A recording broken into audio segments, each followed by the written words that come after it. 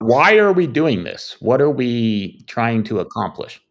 How will we know? How will we know when we've done enough? How will we know if we're doing too much? And that is a far more difficult question for most parents to ask themselves.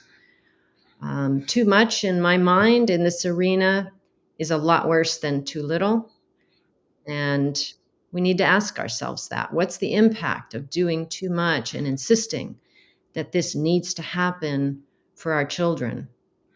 And then there was the question for the kid. I mean, is this fun? Are you enjoying this?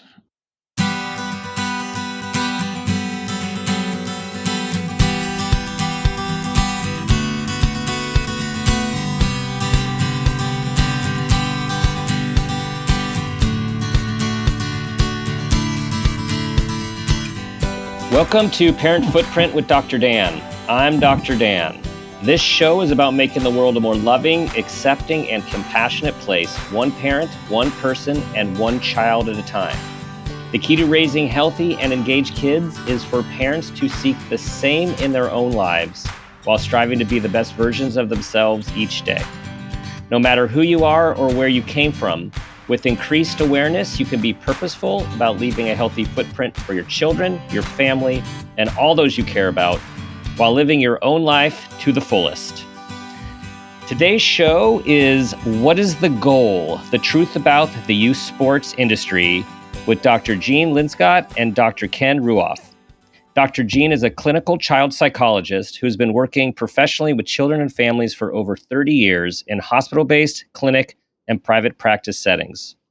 Dr. Ken is a professor of history at Portland State University and the author of numerous award-winning books. From the perspective of a historian, he is astonished in comparison to what he experienced as a kid at how drastically different a youth sports environment his family has faced these past 2 decades. And Dr. Ken was a member of the 1987 Harvard's College Men's Soccer Final Four team. Very impressive. Dr. Jean and Dr. Ken are the co-authors of their new book, What is the Goal? The Truth About the Youth Sports Industry, and the parents of 3 athletes who are veterans of the youth sports industry. Dr. Jean and Dr. Ken, welcome to the show. Thank you for having us. Thank you. What was it like? You've teamed in parenting. You've teamed in lots of things. This is your first book together, I believe, correct? Yes, it is. How did that go? What was the process for both of you coming from your different professional and personal perspectives? Go ahead. Well, personally, no, we've never written a book together, but as our children were winding down towards the end of their youth sports industry journey, we decided that we had spent so many hours talking about this and scratching our heads about what are we going through? What have we just been through? What is this? And we learned a lot along the way that was not always obvious when we first entered this industry. So we decided it might be therapeutic and really good for the parents who come behind us to have some of the information and wisdom we gained along the way that you can't always have until you've been to the other side of it. Mm-hmm. So that was the idea for the book.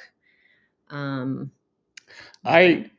have joked a bit that if we write another book, it could possibly be how a couple can write a book together and stay married. Yeah.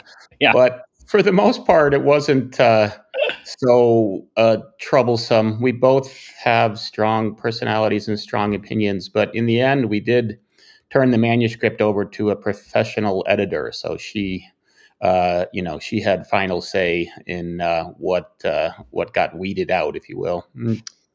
Yeah, maybe the most challenging part was agreeing upon the picture on the cover. Okay. That's not too bad. That's at the end. That's not too bad because there is a lot of information in the book, and it from research, stories, interviews. It's so approachable and relatable, and so again, Ken, question for you, because your work is so above my pay grade. I mean, your writings are in Japanese history, and you do so I did a cursory look and took in as much as I could.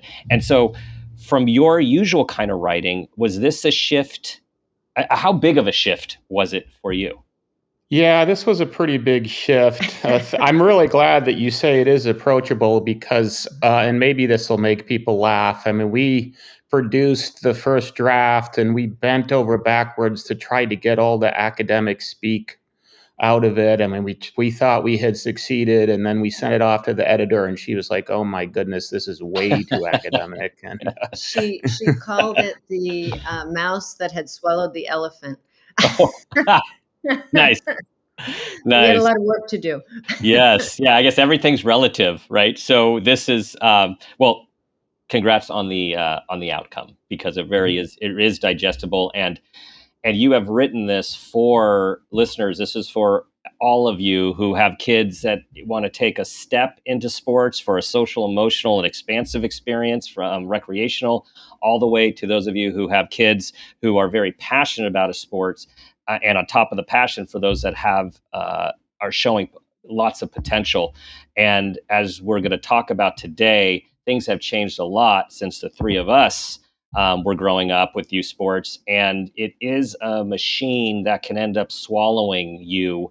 And so this information is very important to be very mindful and aware as we step into this whole culture that we have these days. It's a whole it's a whole lifestyle if Mm-hmm. you choose to enter and Yes. stay. Yes. I want to ask you this and tell you this quick story, is ask you, when did this change? Like, when did this happen? And the quick story is, you guys growing up in Ithaca and being big fans of Cornell, the Red Wave. So I have friends that attended in the late 80s, early 90s, and who played football for the team. And this one friend grew up in the South and then moved to Northern California, close to where I am, and started having kids. And he's a tremendous athlete and did very well on the football team. And he was astonished by the machine of sports in the Bay Area and what started to happen, particularly with his kids who have talent as well. And he said, Dan, and I think this is accurate. He said, I started playing football at age 12. And here he is starting on the Cornell football team and playing at a very high level, not that many years later. And so I was thinking, wow, yeah, the Bay Area, God, the Bay Area is intense. Like, I knew that from my kids, but now I'm reading, this isn't just the Bay Area. This is the whole industry across the country. That's right. Okay, so I said a lot there. So you take that where you will. Well, it's late 20th century, early 21st century, and it's incredibly fast that it spreads. And so now we still have family in Ithaca, and Ithaca has a pay-to-play travel club soccer team. And I'm sure it has similar pay-to-play clubs in other sports. And Ithaca is not a very big place. I mean, the population in Greater Ithaca is less than 100,000. But it really starts in the late 20th century in the larger population areas and then moves out from there. Mm-hmm. And the implementation of Title IX to be directed towards an equal number of scholarships for men and women happening in the late 80s, early 90s, made a big difference in how things were playing out at the college level, and therefore how the youth sports industry responded to that change. It's really driven to a considerable extent, not so much by people hoping their kids will become pros, although there is some of that, or even that they'll get an athletic scholarship, although there's some of that too. It really boils down to a chase for so-called preferential admission. Because as you get into the late 20th century, early 21st century, more and more of the so-called elite academic colleges start privileging athletes for admissions. And parents pick up on this, that this is a way to get an edge and get our kid into one of the so-called elite colleges. Or potentially to get a little bit of scholarship money as the cost of tuition is skyrocketing.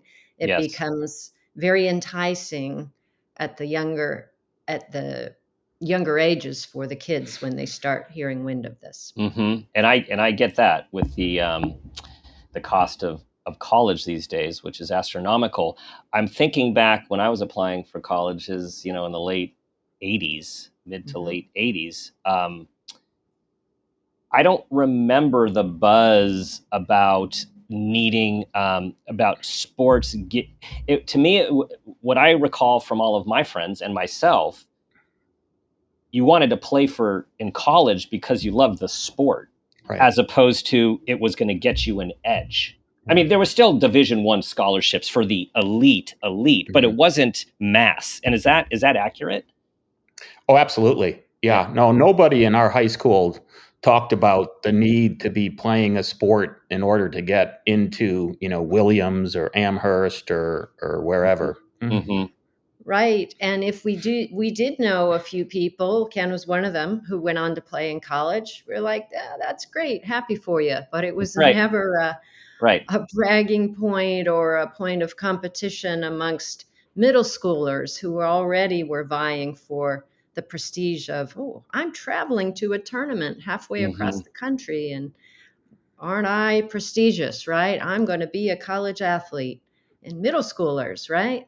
There was nothing even approximating that when we were in school. And I recall, which I think similar with your kids, is when our kids were playing rec, there became that time it was very clear. I mean, especially in hindsight, but it was very clear that the kids that had the, I would say, more of the talent and more of the drive, and or parents with those that way of thinking about things, were going on another track. And then there was this time period when you could play rec and play club. And then it moved on to, no, you can't, no more. You can't be in the community anymore. Either A, because, wow, what are you doing here? This person is way too good and making this team way unfair. Or the club teams, the coaches are like, no. If you want to play for us, you're not playing. You're not wasting your time with them. Right. Or with your local high school or your local middle school, their teams. That became largely taboo. And some states have laws against it even. In some ways, it protects the athlete, but... Yeah, it's sort of a no-win moment for the parents. You have a kid who is above average athletic and is developing a passion for a particular sport. All of the similar kids, or at least a large number of them, assuming their families can afford it, which no one should assume because it's very, very expensive, are perhaps moving to pay-to-play club, which means that rec has become even more rec, and the kid who's left is standing out. So you have to make this decision when the kid is as young as 10 about whether you're going to make something which is actually a major lifestyle choice. You may not understand that at the time. Part of the purpose of our book is that we would like parents going forward, more of them, to understand that you're making this choice where like 40 of your weekends out of the year for the next 8 years are going to be taken by the sport. And eventually it's going to involve a lot of travel, and it's going to involve an outlandish amount of money as well. And so people need to think long and hard about what they're getting into at that particular moment. Because it starts off sounding pretty great, great coaches, paid professional coaches, and great competition. It all starts off sounding pretty good when they're so passionate about the sport, and you want the best for your child, and you want to be able to provide that if you can. And, there's the saying you're making me think of, that every time you say yes, you're saying 100 no's. And so when you put it in the context of, imagine the next 8 years, 40 of your 52 weekends, if that's what, right, are taken up. Thereabouts. Yeah, are taken up. That's a pretty big yes, and a lot of no's, that as time goes on and these kids start to get more social, and it changes a trajectory. It changes a trajectory. Well, and we talk about this later in the book, but if you compare some of that practice and game schedule that you are committed to and your child is committed to, it rivals and probably exceeds the seasons of the pros and the college athletes. Mm. Yeah. I don't think we are thinking about that, because let's talk about also the lure and the excitement and the jerseys, right? And you talk about, does wearing a pro jersey at age 8 make you a better player than those who do not wear a professional jersey at age 8? Yeah, this is one of my personal pet peeves. Of course, it does not make one any better player. And if you step back from this whole system, it's actually about exclusion, because many families can't afford to outfit their kid in expensive jerseys.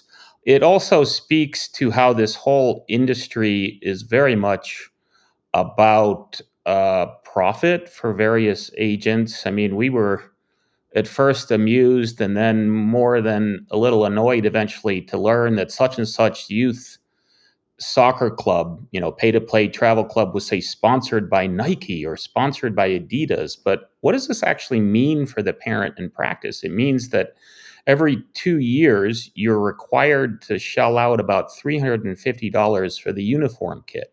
Mm-hmm. So 2 jerseys, matching sweatsuit, backpack. And so sponsorship actually seems to mean like forced consumption Right. of, Right. yeah. And so, Right. and it has nothing to do with the quality of play. It's a prestige issue. And you could even step back and argue that they really haven't earned it.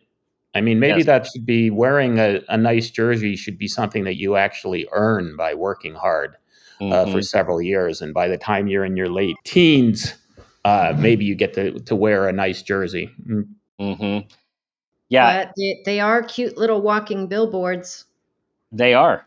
They do look. They do look good. And I hadn't thought, when I think of sponsor, I think again of what I think we all believe sponsorship is you get free stuff to advertise the brand. So I hadn't really thought about. Yeah, you get to, or not you get to. You have to pay if you want to be on this team to be sponsored by this organization. That's right. And the uniforms often still fit, but it's got to have a new one. Yeah, they Got a new changed style. They changed the design ever so slightly. Yes. Yeah. Yes. It's kind of like the iPhone plug, right? It always changes. It just always changes for a particular reason. And that's so annoying. It is really annoying. Okay, so let's talk about, there's these paths. I mean, because there's several paths actually. You have these kids that are truly passionate about the sport, and they're very good. And Yes. and you see them play, and it's just a joy to watch. All right, I mean, this is like someone in flow, and you see this potential, and yet we got to stay in the moment at the same time. So you have that, and then you have these kids where they're going to be left behind. If their friends are going on this team, they're like scraping to get on the team. I'm not even talking financially at this point. I'm talking talent wise. And there's that experience. And then there's one more for us that we will continue to talk about, which is, it starts out with that passion and that talent, and then the stress comes and the exhaustion comes, and is there more life to this? And as you talk about, the return on investment. So how do you see these different paths unfolding? And you have several recommendations about how to navigate those. This is Eugene. The different paths unfolding. Well, I guess I would start with, there are some very good clubs, some very good coaches, some families and athletes for whom this system can be a very good match, and they do manage to navigate it. Your child has the right temperament, they have the right physique, they have a very competitive drive, and it works. In terms of they get through it, there's more goods than bads. Maybe they even get a little scholarship or placed in a college that works well for them. And so that's yes, this can happen. But there are far more, well, there are certainly as many, probably more, right? Because very few children who enter the youth sports industry are going to go on to play college. There are far more stories where um, it's the competitive cauldron, and they have 4 teams in these clubs, and your kid is desperate to make the first team, and the first team is traveling and yours is on the third team, and will they ever be at that place or given that attention and recognition?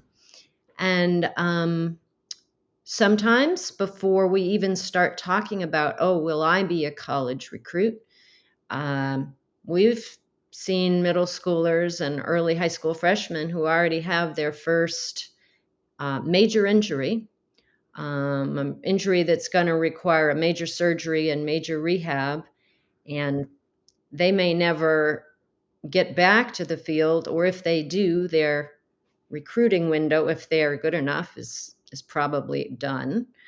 And then there's sort of the emotional toil that it takes when you are in high school or middle school at one of your most active times socially and physically, and you're out with a bum knee or elbow for a year and missing a whole lot of what you would normally be doing with your friends and your team because of these injuries that have become way, way too frequent at such young and younger ages.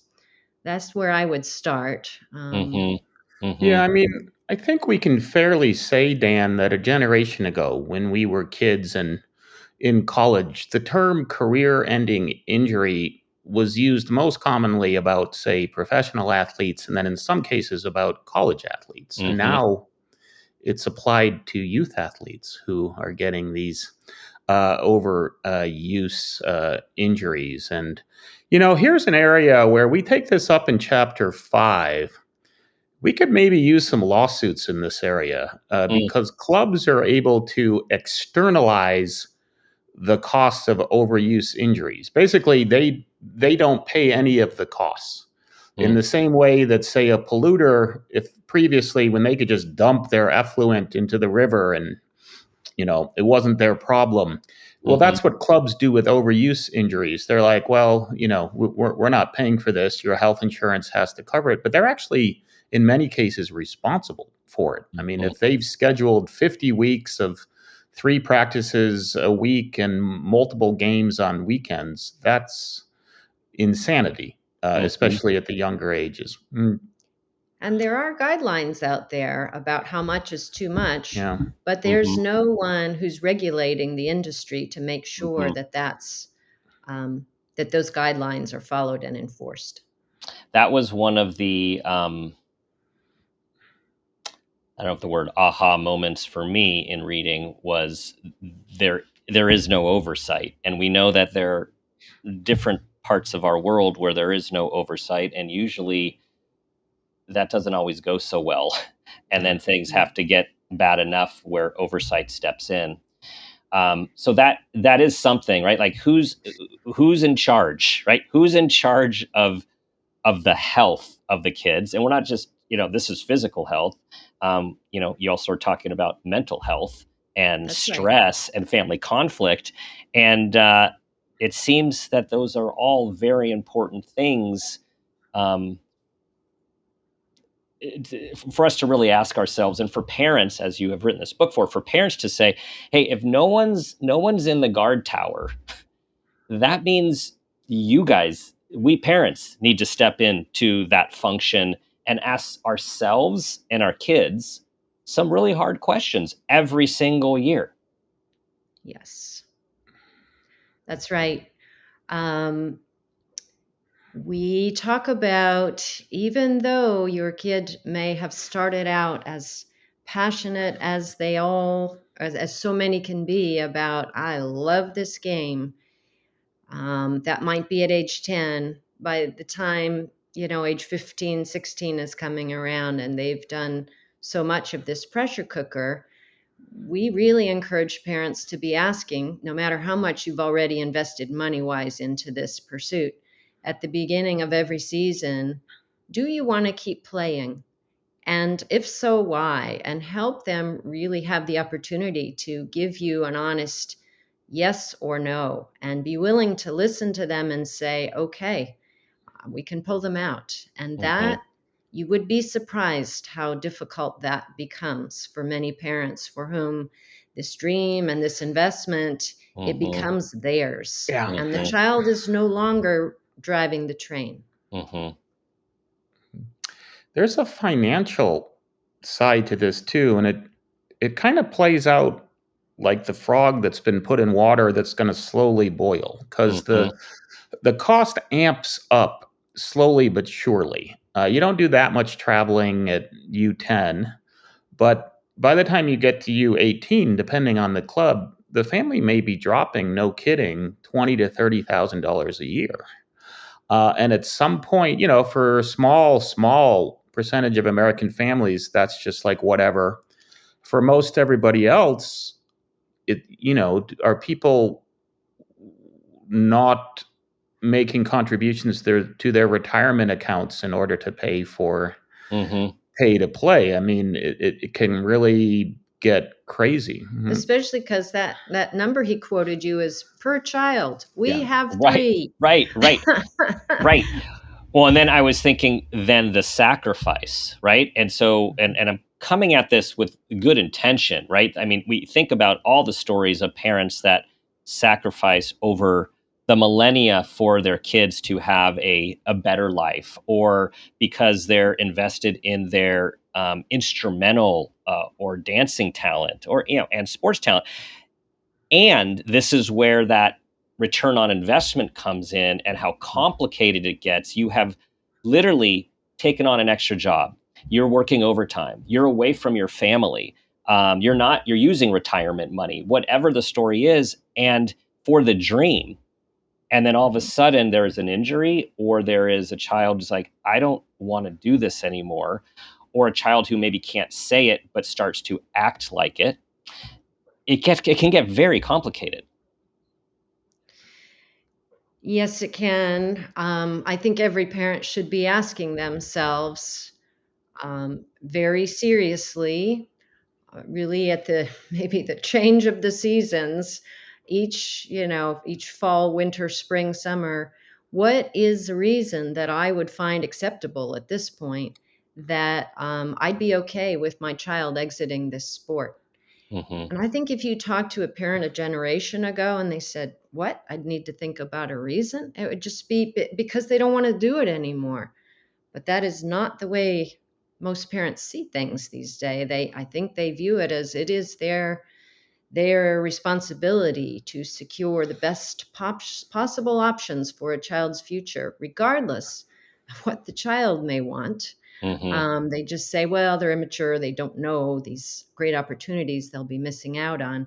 But it can really do great damage to, obviously, the physical body of the athlete, the mental health of the athlete, and the parent child relationship. Hmm. Yeah, I mean, I'm a historian, and I think since the earliest days, humans have been doing various things to try to assert status.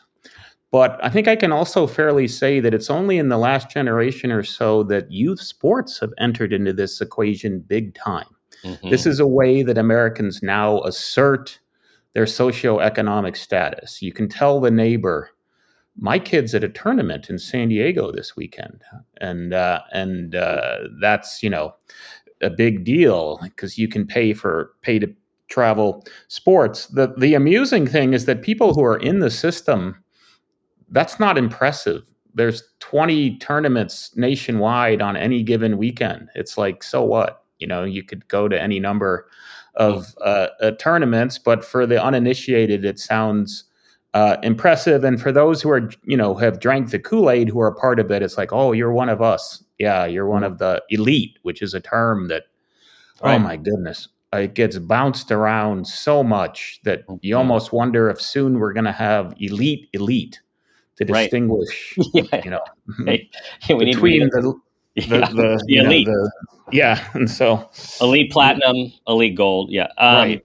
Well, and Uh-huh. in my counseling office, and I'm sure Jean and yours as well, like this is an issue that is not an uncommon issue when working with children and families, and the pressure around this. And That's right. from a personal perspective, I was just flashing back, um, as I can almost see one of the fields from where I sit that our kids played soccer on.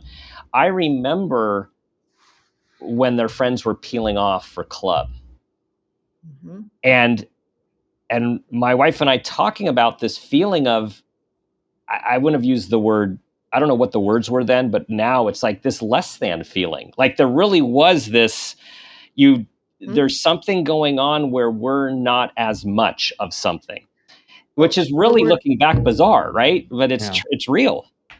or that somehow we haven't done enough as Right. parents, Right. right? And Yeah. Really good point. we will seek it out, and they will sell it to us. Mm-hmm. Think of all the people who are right at the ready to Mm-hmm. do the extra training and the mental coaching and the 5 a.m. in the morning time at the gym for a 12-year-old. They're Mm-hmm. out there and they are ready to help you get your kid to this place, maybe. Mm-hmm. And I really, if you don't mind, I want to puncture, and it's going to be a shock for some parents. I want to puncture one myth that really needs puncturing. Every single coach that we asked about whether travel tournaments are developmentally useful to making better soccer players scoffed at it. A couple of them, made comments that suggested that we were just naive for asking such an idiotic question. They Mm. play no role, especially at the younger ages, in actually developing athletes. They may play a little bit of a role as the kids get older. And yet this is the biggest expense and sort of prestige factor. So, Wow. and yet it has nothing to do with actually developing athletes. And yet I think most people involved in this assume that Mm-hmm. it must be really important to send them off to, wherever to play in this tournament. That's that's really important. That's a really important statement. And then we can break that. Well, first of all, I'm thinking that's as big as, you mean homework doesn't help people learn? Like this is really big. And then we have to break this apart, which is, yes, it could be fun. Yes, you might Yes, get to see new places Mhm. that's and right. meet other teams that you don't normally get to play with. But Hmm. the core issue that you just said, it doesn't improve talent or performance. And that's not just coming from us, the parents. Hmm. These are the coaches in the industry, very well respected people. Hmm. How, what should parents look for in terms of their kids being ambivalent, their kids struggling with this, right? Like those, because there are signs, and we're trying, you're helping parents. I guess we want to have compassion for parents being in this machine. Like this is a machine. If your kids have talent, they're going in this machine because this is the culture that we have if they want to keep playing. And so once they're in it, what are those signs that they might need to really have these heartfelt conversations and do some soul searching themselves? Yeah. Fake injuries. Well, I think we've seen Mhm. a lot of signs along the way.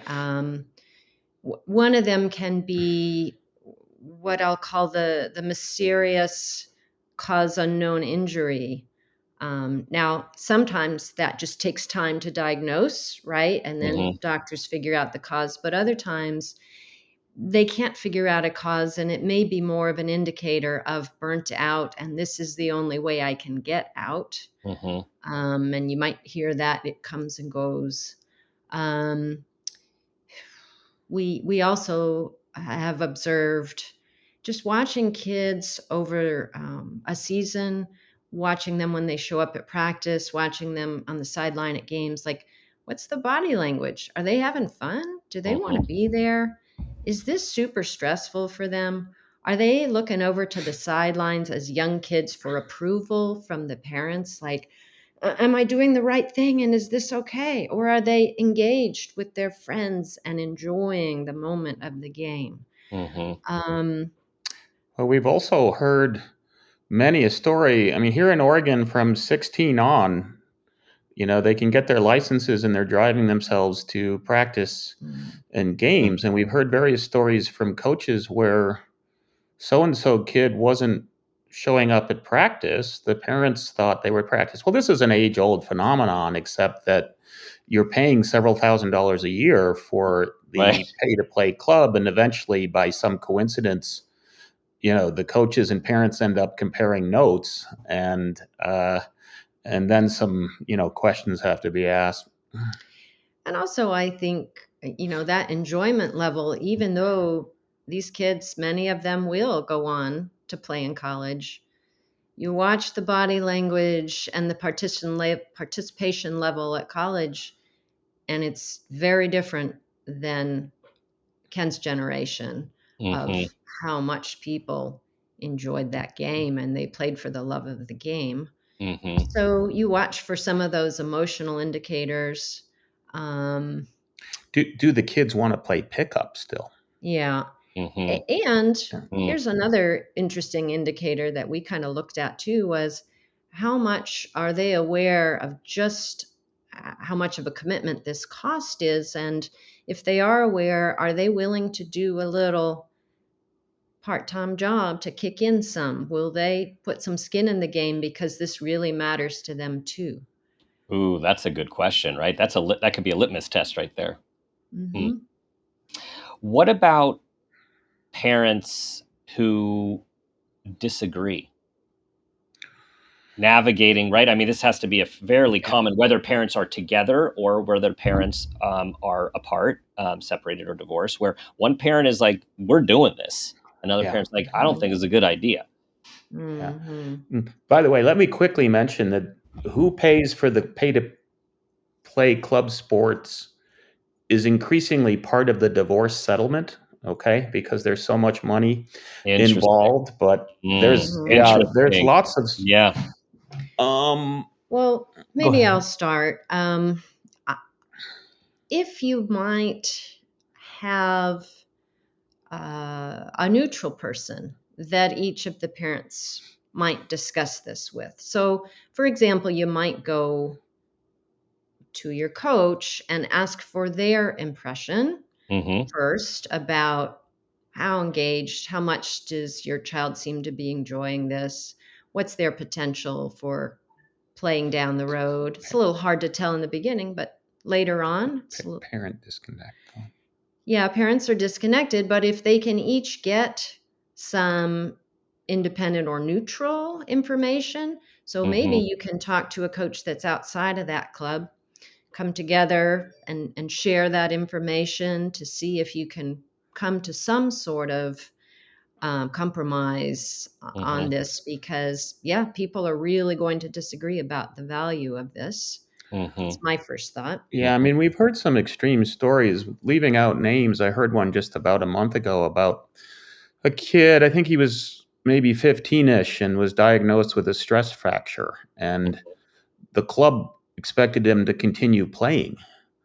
And Mm-hmm. the mom was like, that's insanity. But the dad was like, well, you got to suck up and keep playing. And so, yeah, that can be a major conflict. Mm-hmm. Mm-hmm. And I know of another story which cracks me up about one of my college teammates married an Argentinian Mm-hmm. uh, woman. She just from the first moment thought that all this travel was complete insanity. She would be like, why must we even drive an hour down the road? In Argentina, you just go 10 minutes and then there's, a game to be had. So Right. she just thought the whole thing was complete Yeah. insanity and kept on being like, and then get on a plane? to go play games. Yeah. And I guess I would add I agree with that story completely. And Argentina's mighty fine at soccer, but Yes, yes, yes. but I think from a psychologist's perspective, you might agree with me on this one that family therapy where is divorcing or divorced families where there's still a lot of conflict, even though the divorce is done. Oftentimes what we will share with the families is that whether you're disagreeing about what's okay to send in their lunch to school, or whether you're disagreeing about whether or not they should be playing a club sport and the cost is worth it, Right. the conflict between the parents is far worse than Right. either decision you can make, pro or con. So you Yes. really need to address that conflict because the children have Yes. a plate full of stress as it is in being a child of divorce. And then you add this conflict about club sports in which they are the main player. And are they going to shine well enough in the right direction for the pro or con? That's Yes. huge. So if you need to get a family therapist's help, I'm all for it. So such an important point, and that makes me think of the research studies that came out. I want to say it's got to be around the early 90s, which was unequivocal, showing that it's not for child future adjustment and health. It's not whether parents are together or married.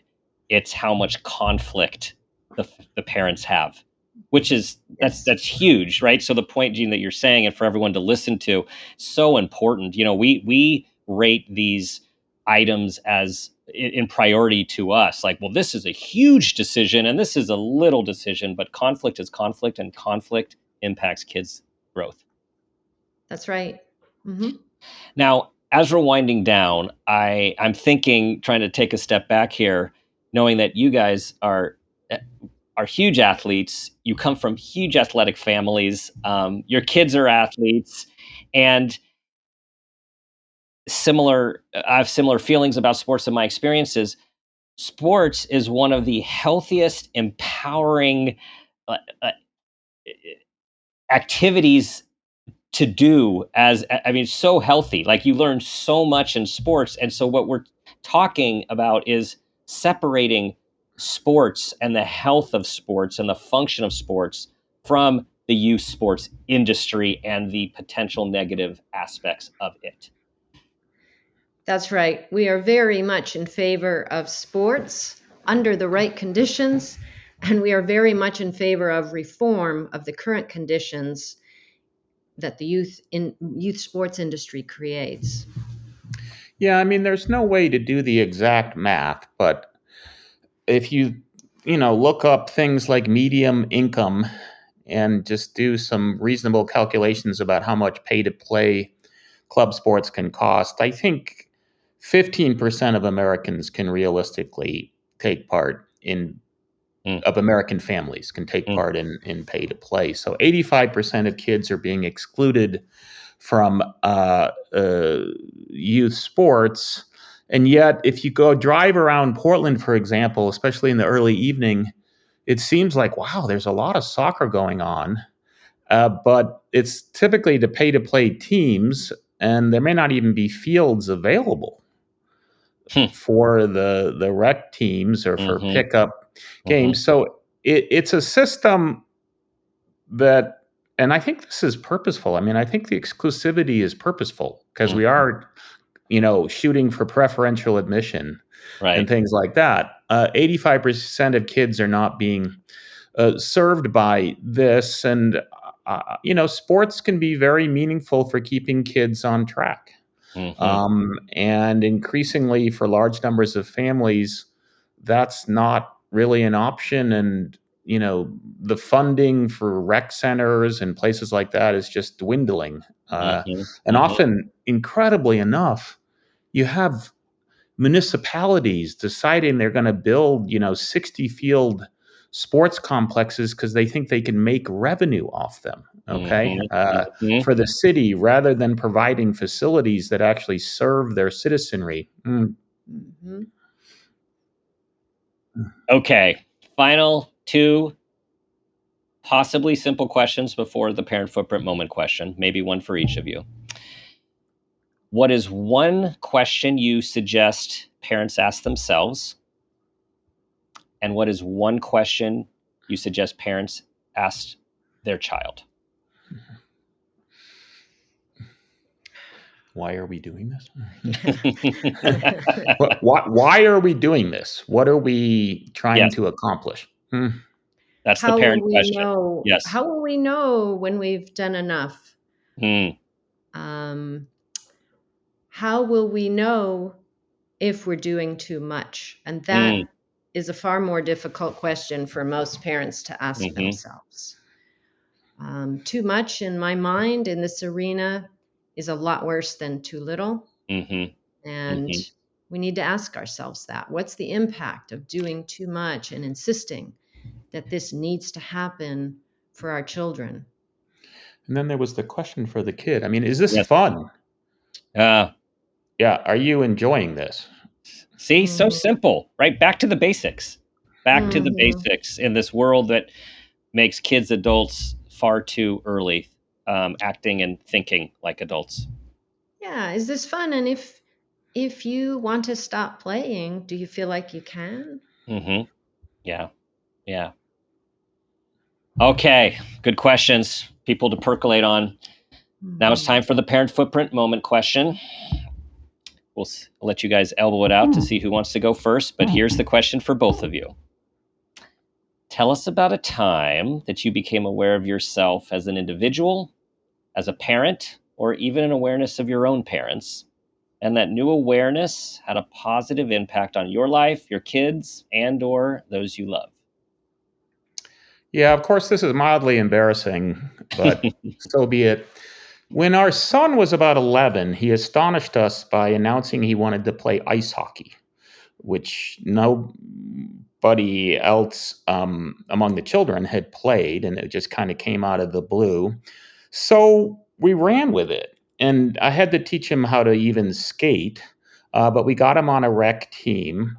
And I imagine that there may be some parents out there who have drank the Kool-Aid or who are hoping that the conclusion of this is that he's now playing in the NHL, but it's absolutely not that. What I sort of figured out is that he was so mediocre to begin with that no one could plausibly tell him that if you just concentrate on hockey, you could be great someday. And it was just to enjoy. Because he started so late in the game compared to the others who were learning to skate at 3. And it was kind of a wake-up call that, what is this all about? This is just about fun, right? I mean, and he was weary of coaches. The lacrosse coach would get a hold of him and be like, oh, you could be great in lacrosse. And he didn't want to run with lacrosse. He wanted to just play lacrosse for fun. And then had the soccer people telling him, you could be great in this if you just devoted yourself to soccer. Well, why should he have to? Soccer only. Yeah. So he fled to rec ice hockey for a couple of years. And I think to this day, he would cite it as his funnest youth sport experience. And that also tells me something about you both as parents. For having read the book, I know your kids are actually very they're strong athletes, and for you to allow and support going in these directions and not picking the one that he was asked to do by these different coaches. Yeah.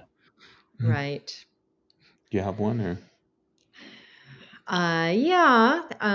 Mine is going to be a little less direct, but I chose it to be indirect for a reason. So, when our children were about 10, 7, and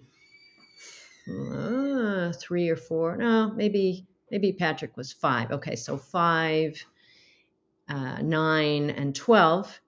It was time for us to get our first family dog. And we didn't know for sure it was going to work out because we have some severe allergies in the family. But everyone had their hopes and dreams and ideas set on this is going to happen and it's going to be great. And wow, we're going to be able to play fetch with the dog. And oh, everyone was so excited. Well, it turned out that the allergy thing did work out. So we were eventually in the clear, even though we were a little nervous.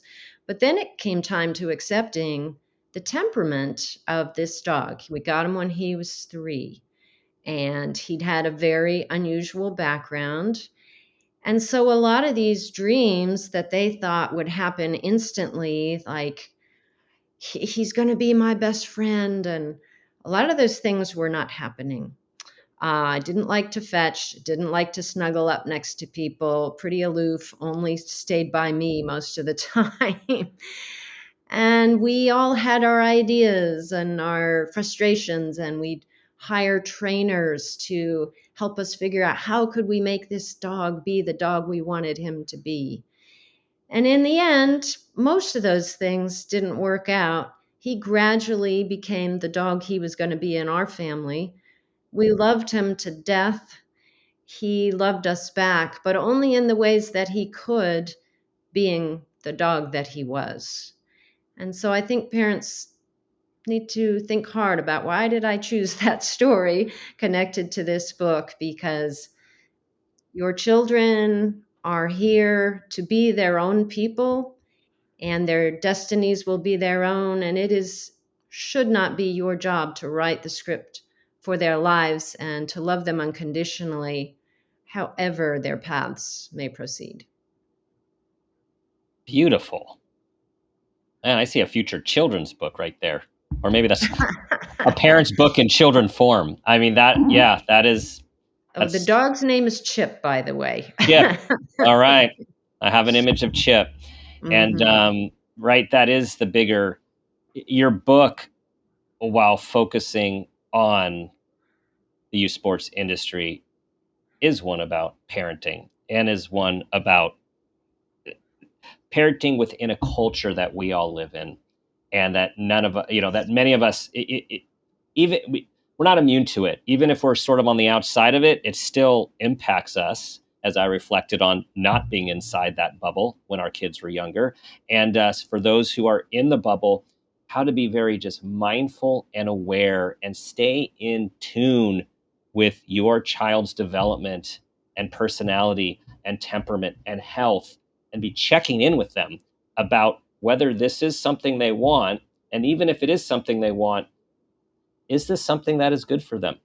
And you don't have to have the answers. This is about having awareness and grappling with these tough questions, because life is often complex. Yes. Yeah. So well said. Well, thank you both. Great to meet you. I love that you did this together. This is a unique book of its kind, and there are a lot of people who are going to want to read this, and maybe some people within the youth sports industry who might not want people to read this. And I know that's part of the fun, is try to shake this thing up and eyes wide open as we go on this journey. Right. Thank you. Thank you so much. Yes. Please tell everyone where can they find, what is the goal to find the truth? Oh, you can order it from any local bookstore, or of course, in this day and age, you can get on Amazon, and with one click, you can have it sent to your home. Yes, within a couple hours. So, yes. Well, thank you both, and wishing all the best for this piece of work and the impact it's going to have on our world. Thank you. Thank you so much. Yeah. We really enjoyed talking to you today. Thanks for listening, everyone. I know you know lots of people where this topic and this information will be useful and helpful, and also this wonderful book. Please share this episode. Please share this information. And thank you for being a part of our community. Thank you for your 5-star reviews. They really do make a difference. And you know how I'm going to leave you, those 2 guiding questions. First, try to be that person you want your child to become, and ask yourself the guiding question, what footprint do you want to leave?